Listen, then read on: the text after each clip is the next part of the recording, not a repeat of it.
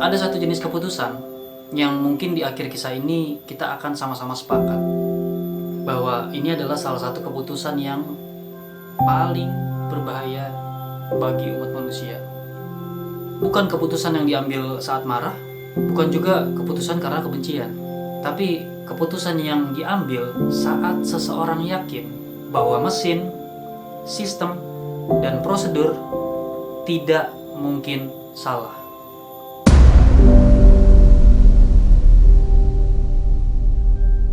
Tanggal 26 September 1983, dini hari di tengah perang dingin, dunia sedang tegang-tegangnya. Amerika Serikat dan Uni Soviet sama-sama hidup dalam bayang-bayang ancaman senjata nuklir satu sama lain. Satu kesalahan kecil bisa berarti akhir dari peradaban umat manusia. Di sebuah bunker rahasia dekat Moskow, seorang perwira angkatan udara Uni Soviet sedang bertugas malam itu. Namanya Stanislav Petrov. Jabatannya nggak tinggi. Ia bukan jenderal. Ia juga bukan pengambil kebijakan politik, tentu saja. Tugasnya sederhana, tapi cukup mengerikan. Memantau sistem peringatan dini serangan nuklir.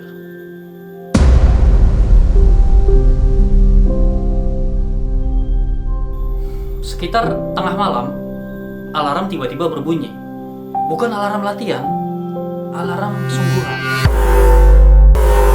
Di layar komputer tertulis jelas, Amerika Serikat meluncurkan satu rudal nuklir ke Uni Soviet. Beberapa detik kemudian, sistem memperbarui data lagi. Bukan satu, 5 rudal. Prosedur militer Uni Soviet saat itu sangat jelas. Jika sistem mendeteksi serangan nuklir, perwira jaga harus segera melapor ke atasan. Dan laporan itu bisa memicu serangan balasan nuklir otomatis. Nggak ada ruang debat, nggak ada diskusi panjang. Waktu berpikir hanya beberapa menit.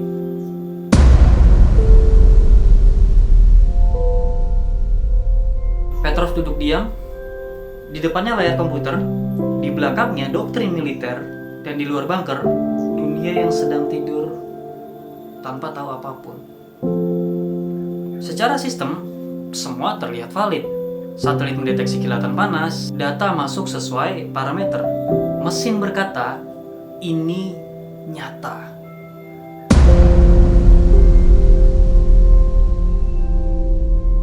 Tapi ada satu hal yang cukup mengganjal di kepala Petrov. Jika Amerika benar-benar menyerang lebih dulu, kenapa hanya 5 rudal? Karena doktrin nuklir saat itu nggak kenal yang namanya serangan kecil. Serangan pertama harusnya masif, cukup untuk melumpuhkan musuh sepenuhnya, sehingga nggak ada kesempatan untuk membalas. 5 rudal terasa kurang masuk akal bagi Petrov. Tapi sayangnya rasa yang mengganjal itu bukan dari data, tapi hanya intuisi. Dan intuisi nggak tercantum dalam buku prosedur militer.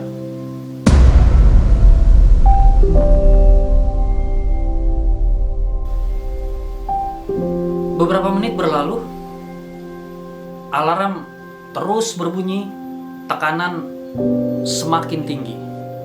Petrov tahu betul jika ia salah dan tidak melapor, Uni Soviet bisa hancur tanpa sempat membalas. Ia juga tahu jika ia benar dan ia melapor, maka ratusan juta orang bisa mati dalam hitungan jam. Ini bukan lagi soal karir, ini bukan soal pangkat. Ini soal apakah dunia akan tetap ada besok pagi.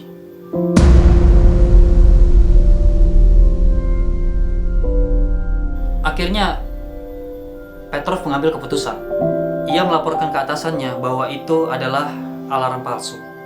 Tapi ia mengatakan itu bukan berdasarkan teknis, bukan karena sistem menunjukkan error, tapi karena ia sebagai manusia menilai cerita dari data ini nggak masuk akal.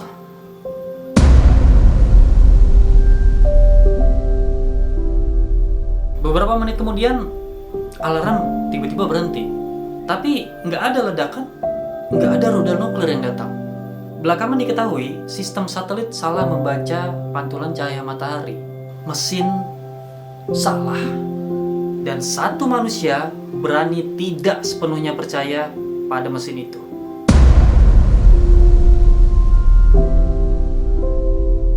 Sayangnya, Petrov tidak diberi penghargaan besar saat itu.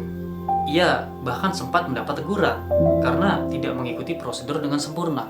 Dan peristiwa ini cukup lama disembunyikan oleh pihak Uni Soviet.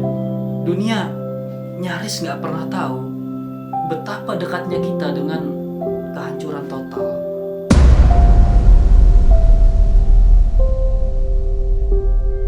Yang membuat kisah ini cukup mengguncang bukan keberanian heroik ala film-film. Nggak ada pidato, nggak ada musik latar, hanya seorang manusia yang saat itu duduk sendirian menimbang-nimbang sesuatu yang tidak bisa diukur oleh sensor.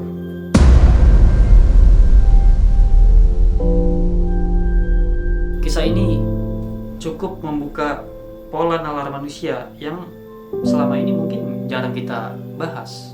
Kita seringkali menganggap sistem itu lebih objektif daripada manusia. Mesin lebih rasional dan data dianggap pasti lebih jujur. Dan tentu saja seringkali itu benar. Tapi sistem nggak selalu memahami konteks. Mesin nggak paham cerita, dan mesin nggak tahu gimana manusia biasanya bertindak. Mesin hanya tahu angka.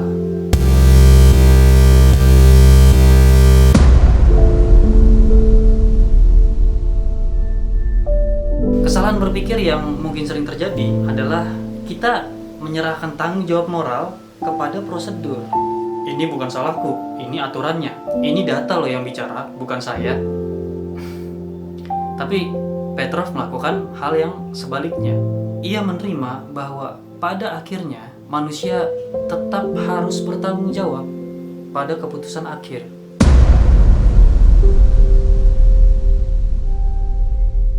Yang menarik, Petrov nggak pernah tahu apakah ia akan dikenang sebagai pahlawan yang menyelamatkan dunia atau sebagai orang yang lalai dalam bertugas. Saat itu, ia hanya tahu satu hal.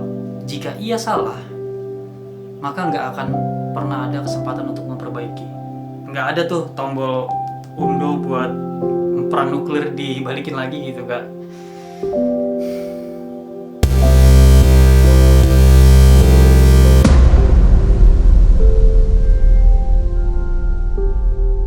Empati dalam kisah ini tentu saja bukan hanya untuk Petrov, tapi juga untuk semua manusia yang setiap hari berada di posisi lebih kecil, menghadapi keputusan yang tampak teknis, tapi diam-diam berdampak besar.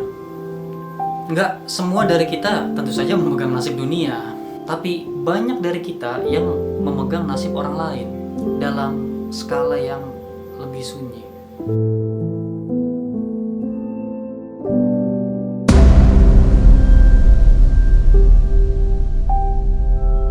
Sejarah sering ditulis seolah dunia ini selalu diselamatkan oleh tokoh-tokoh besar. Padahal kadang dunia selamat karena satu orang biasa yang berani berkata, sebentar, ini gak masuk akal. Dan tetap memilih berpikir di saat sistem menuntut kita untuk patuh.